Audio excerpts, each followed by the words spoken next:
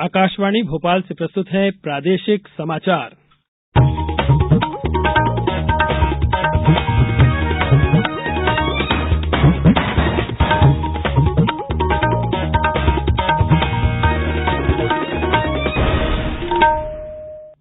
नमस्कार, समाचारों के साथ मैं नवनीत चौबे।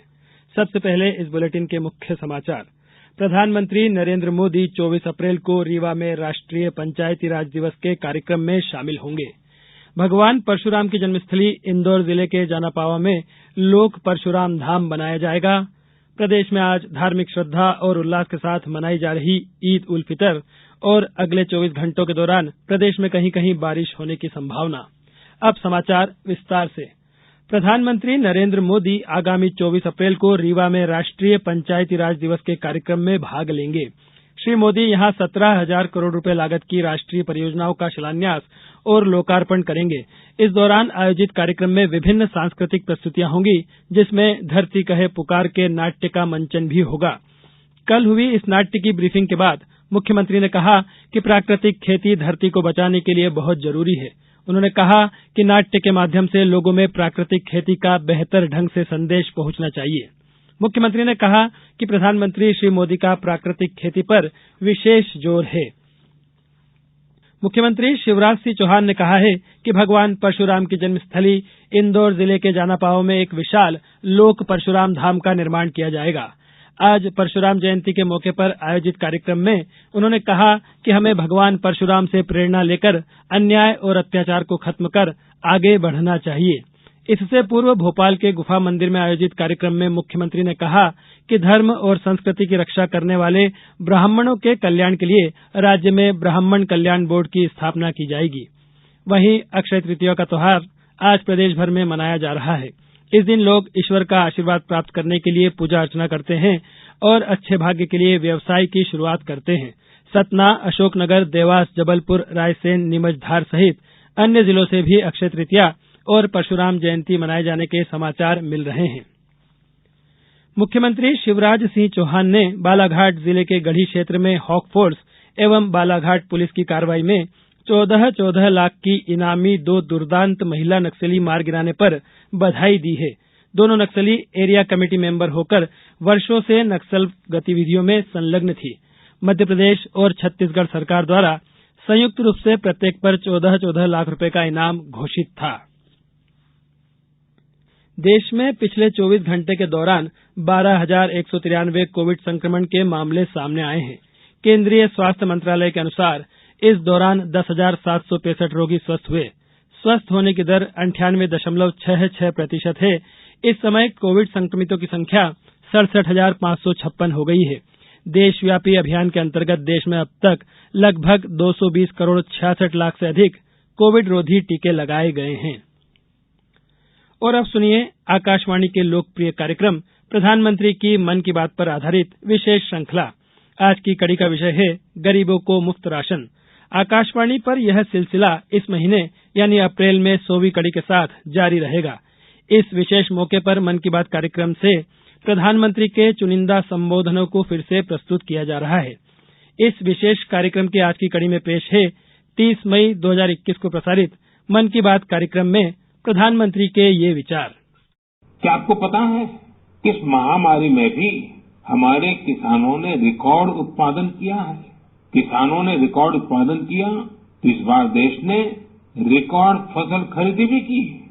इस बार कई जगहों पर तो सरसों के लिए किसानों को एमएसपी से भी ज्यादा भाव मिला है। रिकॉर्ड खाद्यान्न उत्पादन की वजह से ही हमारा देश हर देशवासी को संबल प्रदान कर पा रहा है।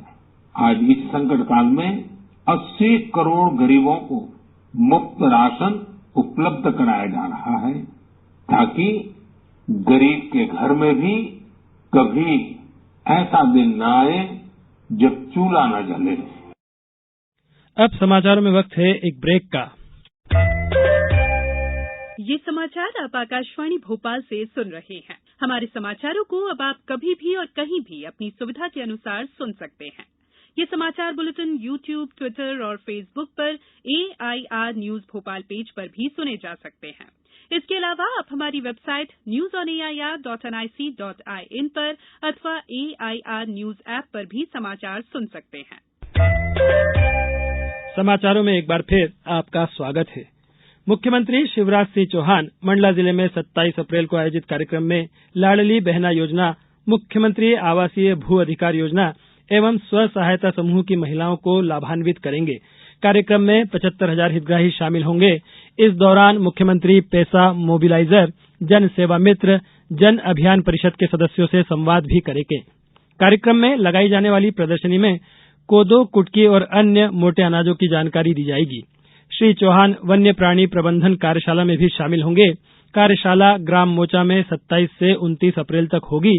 कार्यशाला में वन्य प्राणी प्रबंधन पर लघु फिल्म दिखाई जाएगी। उत्तराखंड में गंगोत्री और यमुनोत्री धाम के कपाट खुलने के साथ आज से चारधाम यात्रा शुरू हो गई है। श्रद्धालु अब अगले 6 महीनों तक गंगोत्री धाम और यमुनोत्री धाम की यात्रा कर सकेंगे। केदारनाथ धाम के कपाट 25 अप्रैल और बद्रीनाथ धाम के कपाट 27 अप्रैल को खोले जाएंगे।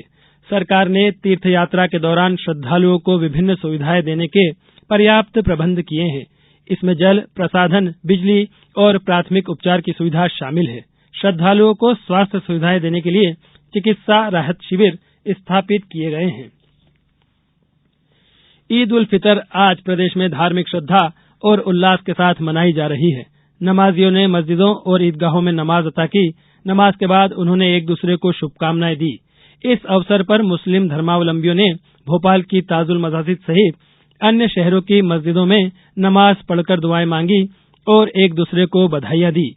नर्मदापुरम, देवास, जबलपुर, सीहोर, नीमच, धार सहित प्रदेश के अन्य जिलों से भी ईद उल फितर मनाए जाने के समाचार मिले हैं।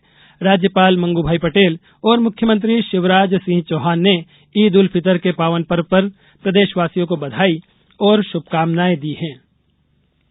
पिछले 24 घंटों के दौरान प्रदेश के रीवा, उज्जैन, जबलपुर और शहडोल संभागों में कहीं कहीं बारिश दर्ज की गई। 1 सेंटीमीटर बारिश अमरकंटक में हुई।